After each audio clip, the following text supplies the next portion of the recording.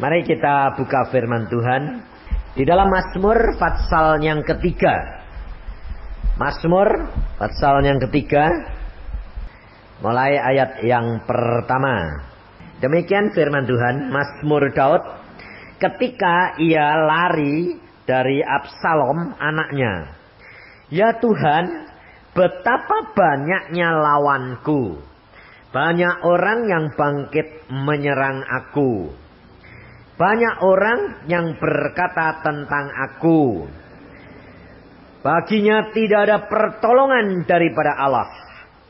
Tetapi Engkau Tuhan adalah perisai yang melindungi aku. Engkaulah kemuliaanku dan yang mengangkat kepalaku. Dengan nyaring aku berseru kepada Tuhan, dan Ia menjawab aku dari gunungnya yang kudus. Aku membaringkan diri lalu tidur. Aku bangun sebab Tuhan menopang aku. Aku tidak takut kepada puluhan ribu orang yang siap mengepung aku. Bangkitlah Tuhan, tolonglah aku, ya Allahku. Ya, Engkau telah memukul rahang semua musuhku dan mematahkan gigi orang-orang fasik. Dari Tuhan datang pertolongan, berkat-Mu atas umat-Mu. Saudara, kita tahu kisahnya Raja Daud. Di mana Daud itu tidak pernah takut menghadapi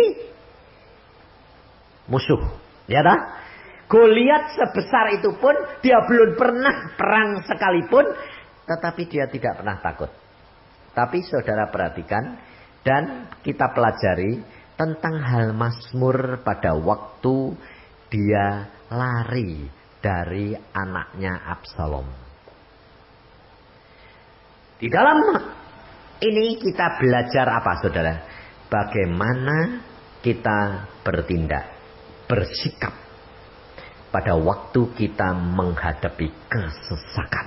Sebab setiap orang saudara pasti satu saat menghadapi hal-hal yang tidak mungkin kita atasi sendiri.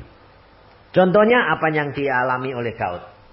Dia menghadapi musuh Goliat gede kayak begitu, jago perang seperti itu, tapi dia tidak pernah mundur. Di sini di dalam ayat ini dikatakan, ayat 7, aku tidak takut kepada puluhan ribu orang yang siap mengepung aku. Kalau Daud mengatakan aku tidak takut puluhan ribu, kalau tidak takut itu lari enggak? Hah? Enggak dah. Tapi kali ini dia lari enggak? Terhadap Absalom dia lari enggak? Hah? Lari. Lari itu dia takut atau kena apa? Ayo tak tanya ini.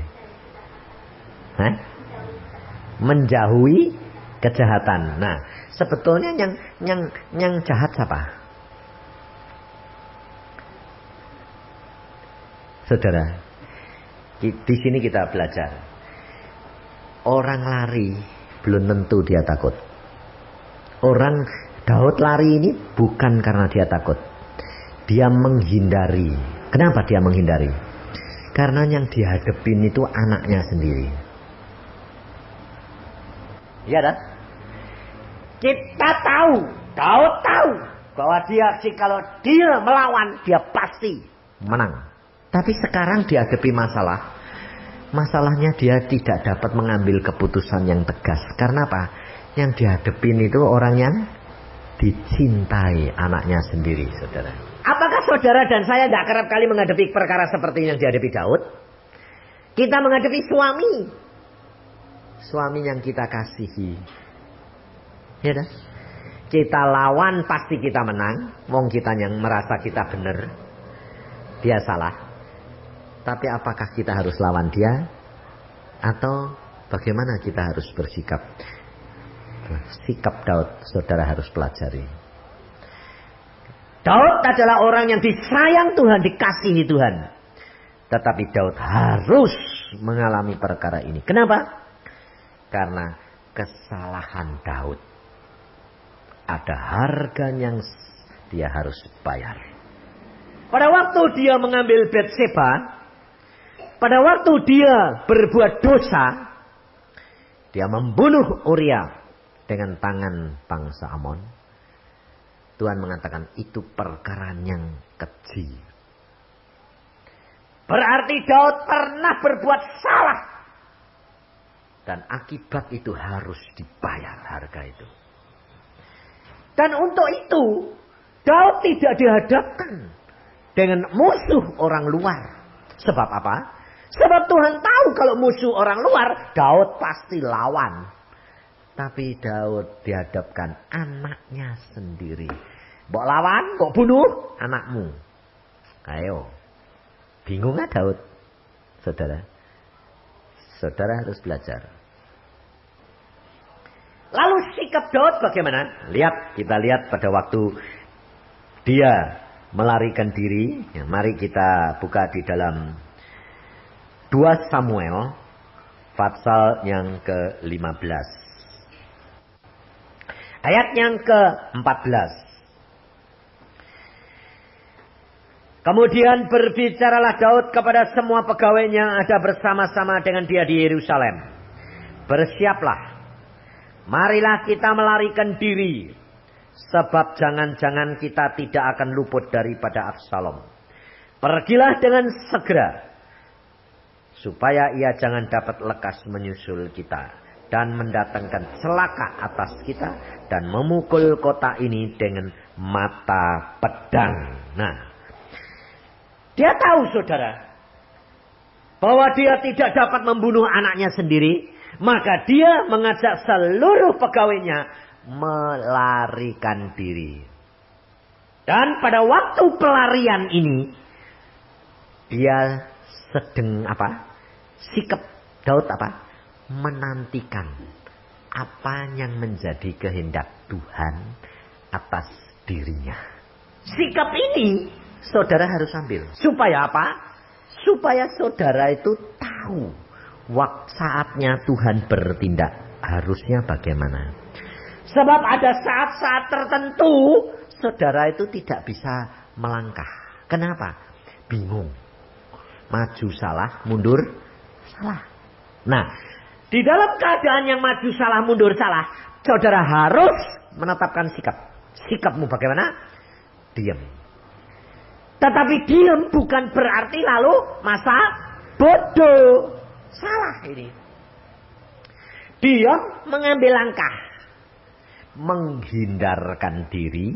Konfrontasi. Berhadapan muka. Jangan. Kamu tahu masalahnya adalah Absalom. Mau mengambil tahta. Dia tahu Daud. Kalau dia lawan pasti menang. Tapi dalam hal ini dia cari kehendak Tuhan lebih dahulu. Diam diri sambil menetapkan langkah. Kita menghindar. Hindari. Jadi, kalau saudara dan saya menghadapi keadaan yang maju salah, mundur salah. Apa yang saudara harus ambil? Umpamanya, ibu-ibu ribut sama suaminya. Benar tapi disalahin. Jengkel ya jengkel, betul lah? Mau dilawan, wong suaminya sendiri. Ayo, sekarang. Nggak dilawan. Wong bener kok disalahin. Betul tak? Nah. Sekarang kalau saudara di dalam situasi seperti itu. Apa yang saudara harus lakukan? Menghindar. Dengan cara bagaimana? Tutup mulut. Diem. Kalau ketemu. Pasti ngomong enggak? Hah? Ya menghindar. Tapi mau pergi. Malah kadang-kadang dimaki. Daripada itu lebih baik tutup mulut sambil berdoa. Apa yang dilakukan oleh Daud? Lihat di dalam pada waktu dia melarikan diri. Kita lihat di dalam 2 Samuel 16. Ayat yang kelima. Ketika Raja Daud telah sampai ke Bahurim. Keluarlah dari sana seorang dari kaum keluarga Saul. Ia bernama Simei bin Gera. Sambil mendekati Daud, ia terus-menerus mengutuk Daud dan semua pegawai Raja Daud dilemparinya dengan batu. Walaupun segenap tentara dan semua pahlawan berjalan di kiri kanannya. Beginilah perkataan Simei pada waktu ia mengutuk. Enyahlah engkau penumpah darah, orang Dursila. Tuhan telah membalas kepadamu segala darah keluarga Saul yang engkau gantikan menjadi raja. Tuhan telah menyerahkan kedudukan raja kepada anakmu Absalom. Sesungguhnya engkau sekarang dirundung malang, karena engkau seorang penumpah darah. Sampai di sini lebih dahulu. Saudara perhatikan. Daud dimaki-maki sama keluarganya Saul. Padahal yang ngangkat Daud jadi raja itu siapa? Tuhan dong. Apakah Daud yang membunuh Saul? Tidak dong. Tapi saudara perhatikan. Dia difitnah saat ini. Tapi Daud bilang apa? Tutup mulut. Pahlawan-pahlawannya marah. Dia mau membunuh si Simei itu. Coba perhatikan ayat yang ke-9. Lalu berkatalah Abisai anak Seruya kepada raja, mengapa anjing mati ini mengutuki tuanku raja? Izinkanlah aku menyeberang dan memenggal kepalanya. Loh, gampang lah sebetulnya. Wong pahlawan-pahlawannya di seberangnya dia. Dia cuma bilang, sana penggal. Penggal tak kepalanya. Tapi apa kata Raja Daud? Tetapi apa kata raja? Apakah urusanku dengan kamu hai anak-anak Seruya? Biarlah dia mengutuk. Sebab apabila Tuhan berfirman kepadanya, kutukilah Daud. Siapakah yang akan bertanya, mengapa engkau berbuat demikian? Pula kata Daud kepada Abisai dan kepada semua pegawainya, sedangkan anak kandungku ingin mencabut nyawaku, terlebih lagi sekarang orang Benyamin ini, biarkanlah dia dan biarkan dia mengutuk, sebab Tuhan yang telah berfirman kepadanya demikian. Mungkin Tuhan akan memperhatikan kesengsaraanku ini, dan Tuhan membalas yang baik kepadaku sebagai ganti kutuk orang itu pada hari ini. Sikap ini loh saudara, yang saudara dan saya perlu ambil. Di dalam menghadapi kesesakan, di dalam menghadapi kebenaran, saudara dikutuki, disalahkan, saudara diam. Sebab apa? Sebab kita belum tahu. Lihat Daud bilang, siapa tahu kalau Tuhan malah nyuruh Simei untuk ngutuki aku. Kenapa saudara? Sebab Daud sendiri belum ngerti mengapa ini semua terjadi. Sampai Absalom anaknya sendiri mau merebut tahta, mau membunuh dia. Dia belum mengerti. Makanya dia ngambil sikap diam. Dia dikutuki. Dia berkata apa? Diam. Sampai dia tahu apa yang Tuhan mau lakukan terhadap dia. Ini saudara. Sampai dia mengatakan, siapa tahu kalau ini kesengsaraan ini Tuhan balas aku. Sebab apa? Sebab setiap dosa harus ada harga yang dibayar. Dan ternyata Daud harus bayar harga ini saudara. Maka dari itu saudara, kalau kita menghadapi masalah-masalah ini, ingat akan firman daripada Tuhan. Maju salah, mundur salah, diam. Kita tidak tahu apa yang harus diperbuat, tunggu saat Tuhan bertindak untuk kita. Supaya apa? Supaya kita tahu bahwa setiap firman Tuhan itu pasti digenapi. Pembela kita adalah Tuhan. Tapi kerap kali suka mau membela Tuhan enggak? Contohnya, kamu benar. Terus kamu mau menginjilin dia, malah kamu dimaki-maki. Yang dimaki-maki bukan kamu, Tuhanmu dimaki-maki. Kira-kira kamu jadi panas enggak? Emosimu naik enggak? Kalau naik, lalu kamu mau bela Tuhan enggak? Ya. Tuhan perlu dibela enggak? Tak perlu. Dia berkuasa. Dia sanggup lakukan segala perkara. Waktu saya saudara, saya berkata begini sama Tuhan. Satu saat ada orang marah sama Tuhan. Saya jengkel. Saya bilang gini, Tuhan, orang kayak gitu deh aku yang jadi Tuhan, langsung tak tampar mulutnya. Lalu Tuhan jawabnya lucu dah. Jawabnya malah sampai kaget tahu. Aku sudah biasa dipermalukan. Loh. Jadi engkau diem aja. Aku sudah biasa. Ngapain engkau tidak ada membela dirimu? Aku kan yang lebih tahu waktunya yang tepat. Itu saudara. Aku dengar gitu saya sampai melongo. Oh ya, lah kalau engkau saja yang berkuasa mau tidak membela dirimu, ngapain aku ngotot-ngotot malah aku jadi salah?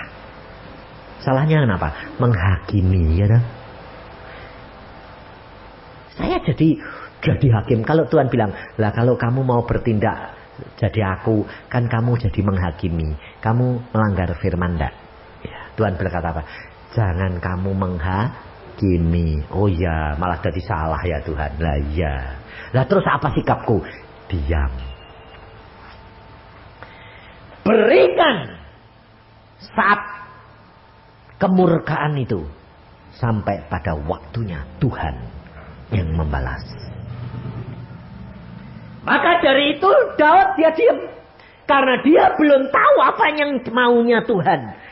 Dan dia belum tahu rencananya Tuhan ini kenapa.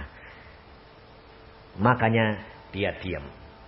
Tapi saudara perhatikan. Tuhan tetap akhirnya bertindak membela Daud. Setelah Daud mengambil sikap yang benar. Daud mengambil tindakan yang benar. Daud menerima segala kutukan itu. Dia rela.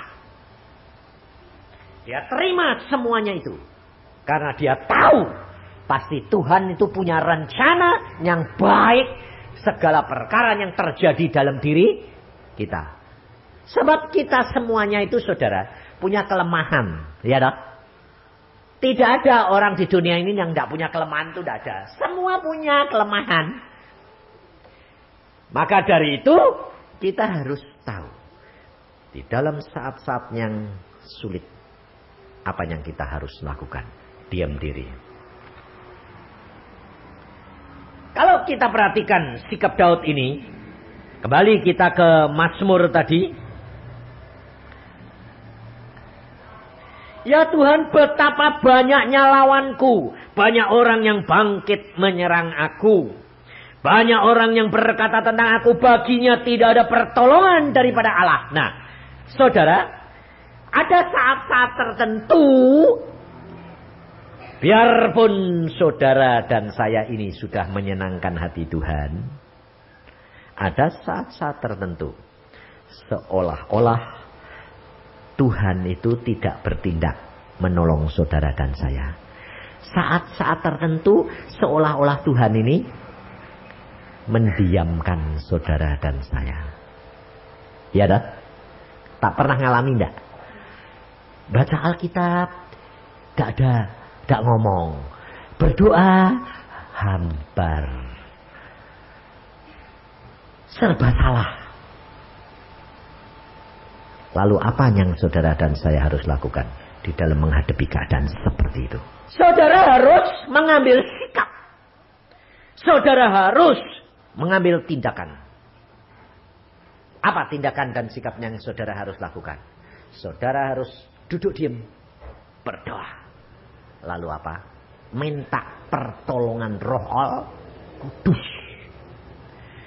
Tuhan, aku tahu firman-Mu ya dan amin. Itu perlunya kalau saudara itu banyak baca firman. Dan itu perlunya firman Tuhan itu yang ada di dalam hati dan pikiran kita. Sebab firman Tuhan berkata apa? Yesus Tuhanmu tidak pernah meninggalkan kamu. Jadi kalau Tuhan itu tidak pernah meninggalkan kita. Kalau sekarang kita rasanya ditinggalkan sendiri. Itu berarti Tuhan, kalau dia meninggalkan kita, berarti Tuhan melawan firman-Nya enggak? Ya, Tuhan tidak mungkin. No? Jadi berarti tidak mungkin kalau Tuhan itu meninggalkan kita. No? Nah, lalu apa? Firman Tuhan di dalam Yesaya berkata apa?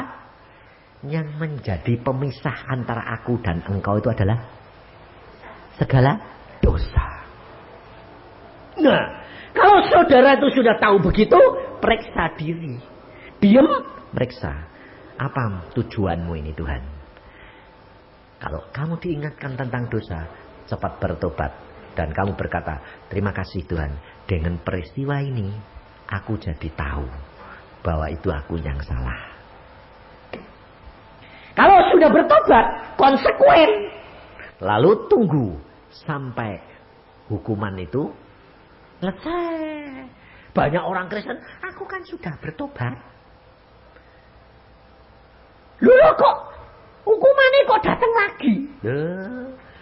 Sebab pada waktu Daud berbuat dosa dengan Batseba, dia membunuh Uria dengan peristiwa Absalom. Itu bertahun-tahun, saudara. Tidak cuma setahun, 2 tahun. Jangkanya panjang. Jangan mengira kalau hukuman itu datang itu terus kamu sudah bertobat terus selesai. Tidak. Ada waktu yang Tuhan tetapkan itu dijatuhkan untuk kita. Dan timingnya itu saatnya itu tepat. Maka Daud nyadari. Ya. Diam. Maksudnya Tuhan. Dan hukuman itu kutuk. Anaknya sendiri melawan dia. Sebab Tuhan tahu. Kalau anaknya sendiri, Daud tidak sampai hati membunuh. Ya dah? Satu-satunya dia mesti terbunuh. Tapi untuk itu Tuhan tidak senang. Bagaimana caranya? Menghindar penuh dengan penderitaan. Bayar harga itu. Dan Daud bayar harga itu. Setelah dibayar, yang mati Daud atau Absalom? Absalom. Yang membunuh Daud atau orang lain? Yoab, orang lain. Tidak usah Daud. Inilah saudara. Jadi kalau saudara dan saya ribut dengan suami, dengan istri, dengan anak, dan saudara benar, saudara disalahkan, difitnahkan, diam. Yang membela nanti Tuhan. Caranya bagaimana? Orang lain yang membuat dia sadar. Ya dah? Nah, kalau dia sudah sadar, dia membenarkan kamu enggak? Ngaku enggak? Akhirnya, ngaku. Kamu ditinggikan. Maka Tuhan berkata, siapa yang merendahkan hati, dia akan ditinggikan pada saatnya. Jangan katanya orang yang sudah merendahkan diri ditinggikan. Lagi aku nyek kayak gini kok. Kapan? Kok terus-terusan? Loh, kalau saudara masih tanya, kapan? Gitu berarti waktunya datang enggak? Enggak, malah panjang. Jadi kalau saudara berkata, tanah Kanaan, air susu madu, mana? Oh, malah panjang lagi. Malah kamu tanya, mana? Tambah panjang lagi. Sebab itu kamu kurang percaya. Jadi kalau saudara terima gitu, terima kasih Tuhan. Tambah nanti parah, tambah sudah mau selesai. Nah ini orang Kristen tidak ngerti. Pikirnya, kok tidak barbar? Dinyek-nyek terus, dinyek-nyek terus. Aku bilang, kalau belum sampai mati, belum selesai, belum ada kebangkitan. Tuhan Yesus itu dihina, diejek, dianu sampai mati. Kalau belum mati, belum selesai, belum bangkit. Loh, selesainya kapan? Kalau sudah mati. Maka dari itu saudara, kita harus menyadari. Kita kerap kali itu kalau tambah parah itu bilang apa? Kok enggak barbar sih Pak? Yang penting saudara apa? Lakukan firman. Makanya kalau ada orang sakit dia bilang, Pak, aku kena kanker. Terus bagaimana? Saya bilang, ya doain dong Pak. Loh, kamu minta didoain itu ada beberapa macam, saya bilang. Satu minta sembuh, satu minta cepat. Ya toh? Loh bisa toh? Bisa dipercepat, bisa diperlambat, bisa toh? Bisa sembuh, bisa toh? Nah, kamu minta yang mana? Kalau dia bilang minta sembuh, lah kalau udah disembuhin Tuhan, bagaimana? Kecewa? Ya sudah lah, itu tandanya belum menyerah. Saya bilang, kalau kamu panggil saya, janjian. Janjiannya apa Pak? terserah Tuhan mau nih. Kalau Tuhan bilang mau kamu harus pulang ya malah pulang. Kalau sembuh ya sembuh. Kalau mati ya mati. Aku tidak ada pilihan lain. Satu di antara dua. Mati atau sembuh. Mau? Akhirnya biasanya orang gitu itu langsung gini. Ya sudah. Kalau ya sudah. Sebab kalau saya saudara menghadapi segala sesuatu, saya berdoa. Tuhan maumu apa? Yang paling baik buat saya ini apa? Kalau Tuhan bilang ucap syukur, ya wis. Tadi kalau pada waktu saya sakit saya cuma tanya, Tuhan dosaku apa? Tunjukkan ya. Oh ya sudah minta ampun.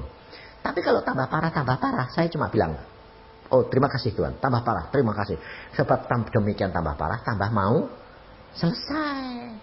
Tidak ada jalan lain, mati atau sembuh, tidak ada. Makanya kalau Tuhan bilang ucap syukur, ya saya mau terima kasih, tambah parah, terima kasih, tambah parah beneran, wis ndang gisbar. Makanya saya kalau sakit tidak pernah lama-lama. Mati atau hidup, tidak ada jalan lain. Tapi nyatanya sampai sekarang ya hidup tuh. Dan sehat tuh. Karena apa? Tuhan mau. Maunya gitu.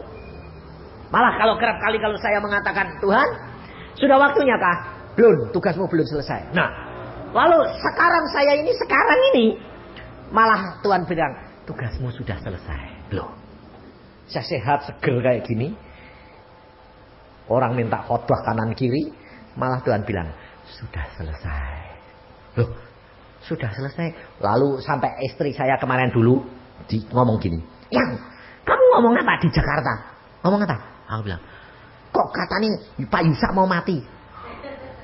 Siapa yang bilang? Saya bilang, itu orang-orang itu bilang Pak Yusak mau mati. Waduh, orang-orang ini ngaco, aku bilang. Aku bilang tugasku sudah selesai. Kok dong asosiasi ini mau mati itu gitu? Nah, orang-orang itu aneh-aneh kok. Saya cuma ngomong, Tuhan berkata tugasku sudah selesai. Jadi ini ke Jakarta pun, untuk di tempat ini pun, ini yang terakhir. Saya enggak datang lagi ke tempat ini untuk khotbah itu enggak. Sebab Tuhan bilang sudah selesai. Jadi saya tinggal menyelesaikan janji-janji tok. Enggak tambah lagi. Jadi kalau ini juga yang terakhir di tempat ini.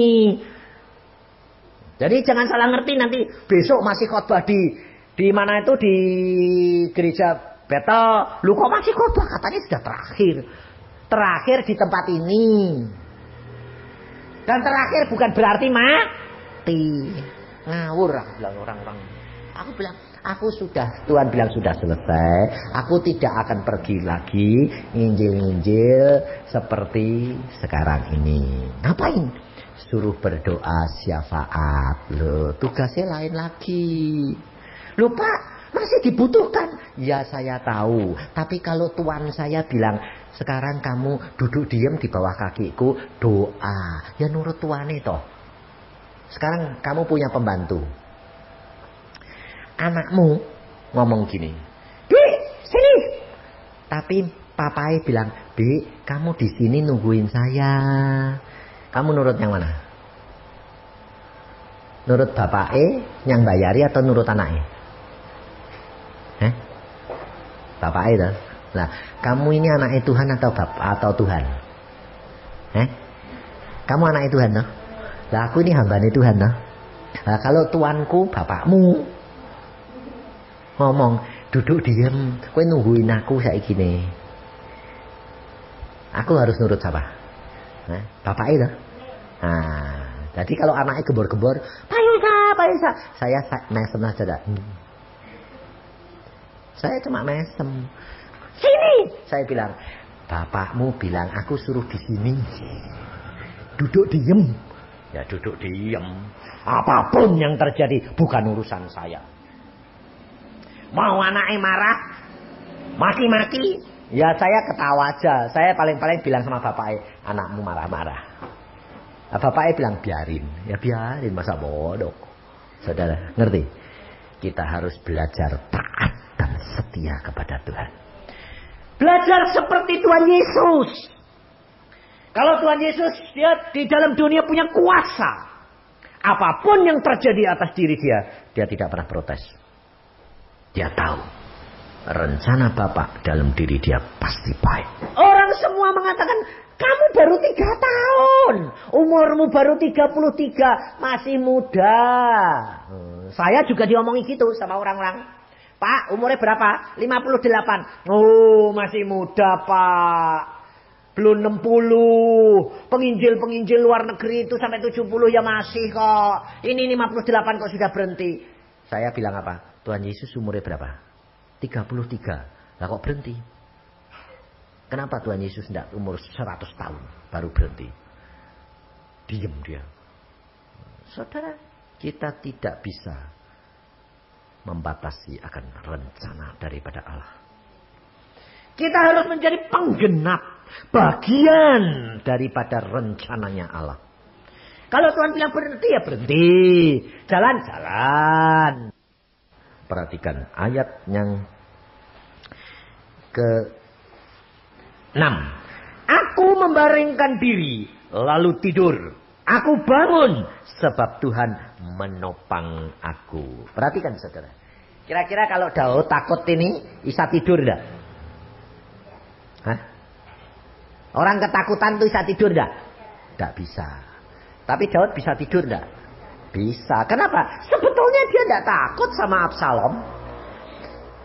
Tetapi dia menunggu saatnya tindakan Bapa di surga Tuhannya. Makanya dia menghindar dan bisa tidur. Saudara kalau sedang ribut sama suami kalau sedang ribut sama istri, sedang ribut sama anaknya, bisa tidur enggak? Tidak bisa tidur. Tidak beres. Berarti saudara belum bertindak seperti Daud. Diem sih diem, tapi hati ini panas terus. Lah ya percuma toh. Saudara harus diem dan mengampuni. Kalau sudah diem mengampuni dan kamu mengatakan, aku harus seperti Daud. Ini memang ada waktunya. Ya diterima toh. Bisa tidur enggak? Harusnya bisa. Saudara, kamu harus periksa dirimu. Bereskan sendiri. Makanya ada orang lapor sama saya. Pak, saya itu jengkel sama suami saya. Kenapa? Ribut ya ribut Pak. Tak marahi. Kok ya masuk kamar tidur kok enak. Sudah 5 menit sudah ngorok Pak. Aku bilang itu yang benar. Hah? Itu benar Pak. Benar. Kenapa? Kamu marah wong dia merasanya wong nggak salah kok. Jadi dia pikir, oh ya sudah angin lewat tidur, malah silir-silir dia tidur. Saya bilang, saya yang jengkel. Kamu yang harus bertobat, saya bilang. Sebab Alkitab yang ajar. Kita diapakan sekalipun, kita harus tahu posisi. Benar sekalipun, tidak usah bela diri. Duduk diam, tidur. Bangun, dia berkata, aku bangun, Allah menopang aku. Berarti dia dibela sama Tuhan. Biarkan semua lalu sampai waktunya Tuhan bertindak untuk kita. Kemarin di Surabaya saya ditemui seorang ibu. Dia berkata begini, Pak, tolong dong Pak saya. Kenapa? Karena saya 3 bulan lagi harus keluar dari rumah. Rumah saya semua harta benda saya disita. Dia nangis luar biasa. Saya doa Tuhan, apa yang orang anak kamu ini harus Samba sampaikan. Apa terjadi saudara? Kamu tahu enggak kesalahanmu? Saya bilang. Iya Pak, saya ini kotor. Lalu dia bilang, saya seorang janda Pak. Terus jatuh cinta sama laki-laki. Terus ya berbuat seperti suami istri. Terus sekarang saya ditipu Pak. Harta benda saya dimasukin bank semua. Dan sekarang dia lari. Aku bilang, kamu sudah bertobat belum? Sudah, bayar harganya. Hah? Sudah bertobat tuh tidak dikasih jalan keluar Pak? Enggak. Bayar dulu, baru nanti ada jalan keluar. Mintakan ampun dong Pak. Loh kok enak. Saya mau mintakan ampun. tapi bayar dulu, betul lah. Orang ngerampok, lalu ketangkep, dihakimi, dijatuhi hukuman 2 tahun. Dia minta ampun, diampuni enggak? Diampuni. Tapi keluar penjara atau masuk dulu? Kapan dapat keringanan? Hah? Nanti kalau sudah jalani. Nah, kalau pemerintah Indonesia 17 Agustus dapat remisi. Tunggu saatnya, jalani dulu. Saya dulu pas Stefanus ini sama Lani ini di sini juga gitu. Saya tidur di kamar sebelah ini. Dia bilang, Pak, ada Pak, anaknya masih kecil-kecil itu pada waktu itu. Saya ingat sekali kalau dia, Pak, kenapa? Rumahku dua-dua disita. Aku bilang, konsekuen. Loh konsekuen, terus aku nanti kemana Pak? Kalau perlu di bawah jembatan. Tanyain orangnya. Saya ngomong belak-belakan, enggak ngaling-ngaling. Enggak peduli aku. Aku bilang, konsekuen. Sudah salah, bertobat. Udah bertobat, konsekuen. Bilang, terima kasih Tuhan. Ya sudah, aku ngaku Tuhan, aku salah. Sudah sekarang, kalau harus di bawah jembatan, ya wis, bawah jembatan. Tuh, anakku Pak. Ya konsekuen. Biarpun kue sarjana 2, anakmu 2, ada urusan. Kalau harus keluar ya keluar dari bawah jembatan. Itu konsekuen dong. Itu hukumannya ya jalani dong aku minum. Tidak ada hamba Tuhan yang model kayak gitu, tidak ada tanyain. Dia pasti pada waktu itu dia setiap hamba Tuhan didatangi dimintai sembahyang. Tapi semua iya, yuk mari kita doain. Ya, semua gitu dah menghibur. Aku enggak urusan. Sebab kalau pada waktu dia ngomong saya berdoa, Tuhan, apa yang saya harus katakan ini? Katakan. Suruh bertobat. Ya. Konsekuen. Ya. Konsekuen, Pak. Ya. Hadapi. Jangan lari. Jangan pengecut. Hadapi. Nyatanya ya ada jalan keluar. Setelah dijalani, menghadapi, blek, kepepet, mentok, tidak ada jalan keluar, nyerah, plok. Ada jalan. Nyatanya tetap di sini. Ya dah.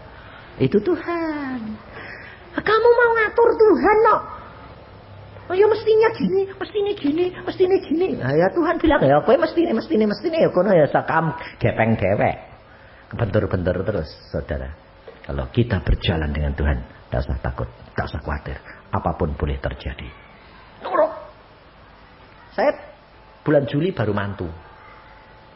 Habis gitu banyaknya. Bulan ini bulan September. Juli, Agustus, September. Baru 2 bulan toh.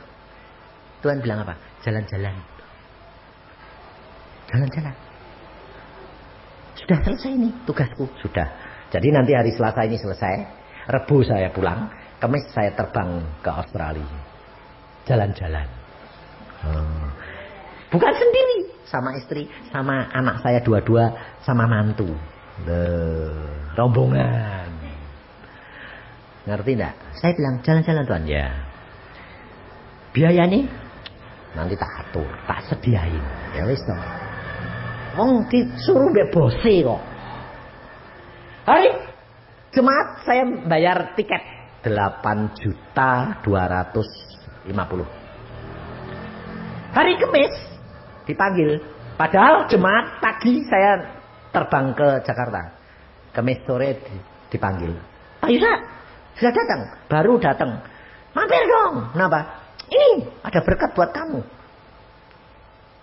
Tekan cek. Terus dia tanya, kamu butuhnya kapan? Butuh apa? Sana kasih tanggal dewek. Dia yang nulis jumlahi, aku suruh nanggali dewek. Setelah saya kasih tulis tanggal segini. Ya, berapa sih? Aku bilang itu 10 juta. Pas toh? 8 seperempat. 10 juta dipotong perpuluhan 1 juta tinggal 750. Kan lumayan. Ya dah. Gak usah takut. Nanti di sananya bagaimana? Sudah disediain. Bagaimana caranya? Urusannya dialah. Itulah. Sebab kalau dia memerintah, dia pasti menyediakan segala-galanya. Amin. Kalau dia merencanakan, dia sudah ngatur. Amin. Percaya enggak? Hah? Percaya? Nah, makanya itu saudara belajar firman Tuhan. Kau pasti nikmati. Kau pasti digenapi. Semua rencananya dia pasti terjadi. Asalkan kau melangkah. Jangan terlalu memikir jauh-jauh. Langkah demi langkah. Jaga motivasi hati. Jangan serakah. Jangan mendahului Tuhan. Jangan terlambat. Timingnya tepat. Nurut peka terhadap pimpinan Roh Kudus. Dan motivasi. Mengagungkan dia. Dan jangan mencuri kemuliaan Tuhan. Semuanya Tuhan atur. Maka jalannya selalu terbuka. Karena apa? Karena dia berkata, akulah jalan kebenaran dan hidup. Jadi tidak mungkin tidak ada jalan. Pasti ada jalan. Hanya menurut kita tidak masuk akal. Tapi buat Tuhan semuanya mungkin. Itu Tuhan. Amin. Mari kita berdoa.